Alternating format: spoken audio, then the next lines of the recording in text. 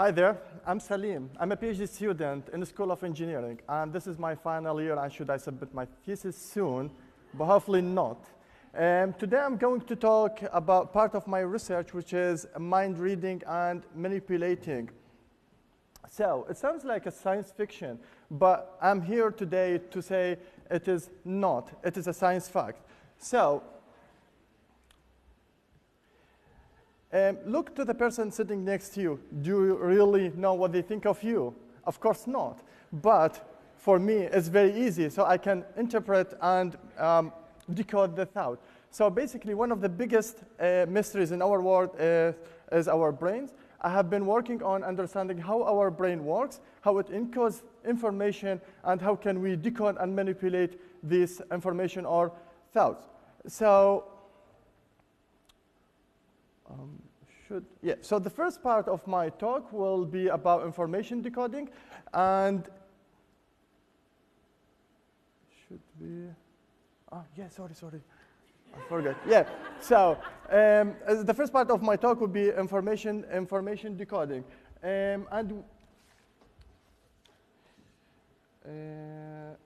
So current research is attempting to understand how we encode or how we kept our thought in our brain, or how can we think about something specific. There has been using the brain signal only. So we can measure this brain signal using different machines. But for my research, I'm using a big machine called functional magnetic resonance imaging, or Fmri. So this machine generates a series of images over time, and each image consists of a tiny cube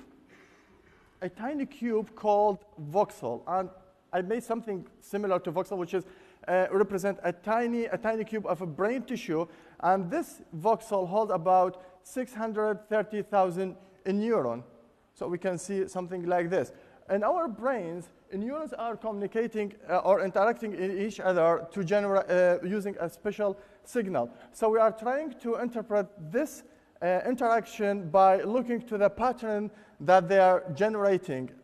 So if I go back here, so this is a real image of one of my experiments. So the subject was inside the fMRI and was moving both of his hands, and we can see clearly from this area, which is basically here, called a motor cortex, we can see that those voxels in red or yellow color has been activated. That means the neuron in this area are working in order to make the hand works. So we call this a pattern of movement. So I'm looking to this pattern and try to decode that pattern using a mathematical model called classifier.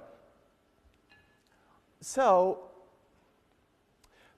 to use this mechanism in a way that's helpful for our human being, there has been a couple of studies. The first one was in Japan in 2008 by reconstructing the images from the visual cortex. So basically, they put the subject inside the fMRI, and they record his brain signal from the visual cortex, which is behind, while the subject is seeing the first row of the images, and then they train the classifier to distinguish and recover these images using only the signal from his brain. I mean, exactly the visual cortex. And the other work has been done in the Netherlands in 2013, and they use more complicated letters we can see from the first row, or the black one, so like brains or bees, and they reconstruct the images, as well as for decoding of dreams.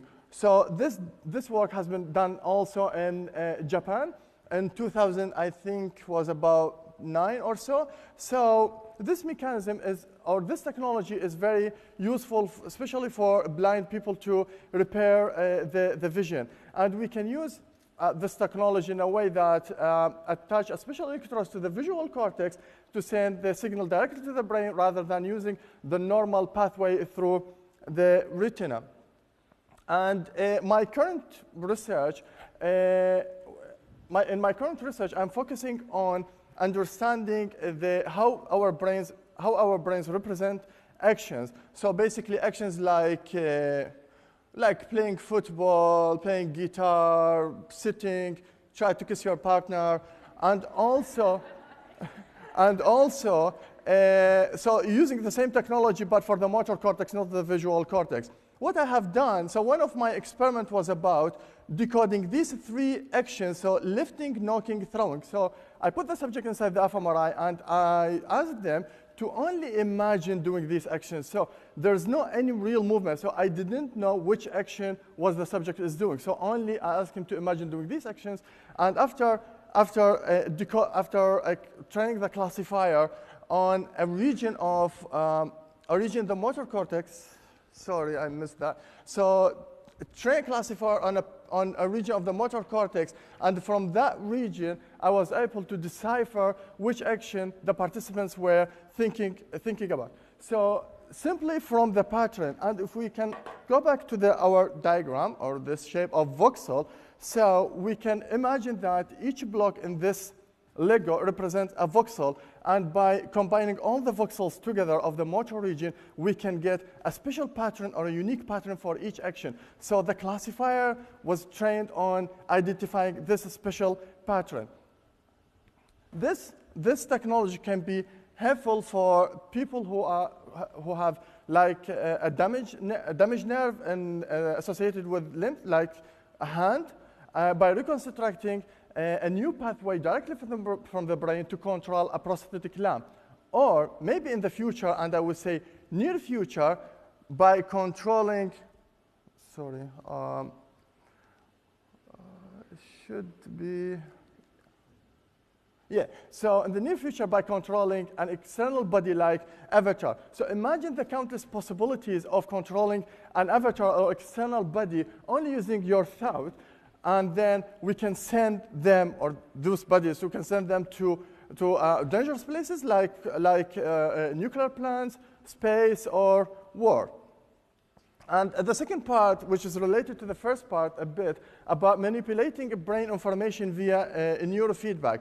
So if we look at this complicated diagram, I was hoping to find something simpler, but I couldn't. Anyhow, so if we can break down this loop and manipulate the perceived input, the perceived information that we can look, feel, touch, we can modify or we can enhance our function. And this technology has a lot of application, such as enhancing motor reaction time. Why my videos isn't playing the right way? Yeah, so for example, enhancing our motor reaction time or become faster. So one of my experiments that, okay, so before jumping to the experiment, to give you an overview about what the neurofeedback. So the neurofeedback is a system that measures the brain signal. So we put the subject inside the fMRI, we measure his brain activity, and then we process that activity using a special PCs online that might take a couple of milliseconds, and then we feed back the signal to him using a thermometer, and we ask the subject either to increase or decrease the thermometer using some special strategy. Or in a simple word, you take control over your brain instead of letting your brain control you. So my experiment was, or the latest experiment that I've done, was to investigate the effect of neurofeedback on enhancing motor reaction time. What I have done, I put people inside the scanner, and I test the reaction time before the experiment and after the experiment, and I divided them into 2 groups. The first group was a neurofeedback group. So the neurofeedback group received a true signal from their brain, and the control group received a sham or a false feedback from somewhere in their brain, which an area that related to the motor task. And we found that people who underwent a true feedback, this is the figure on the left, they did increase their brain activity in the last, at the end of the experiment, and they decreased their reaction time. And the decrease in the reaction time or the enhancement in the motor performance was significant compared to the control group. We can see that there is no any effect. And finally to summarize this technique, this technique can be used in real world by targeting 2 populations: the healthy population by enhancing their motor reaction time or motor performance, generally speaking, let's say, that although that might be a concern for Olympic committee if the sportsmen get their hands on this technology. And the most interesting part is for clinical population, targeting Parkinson's patients to have a better control and also to reduce the intensity of the neuropathic pain without using a medication. So it's totally safe, 100%. And thank you very much for listening.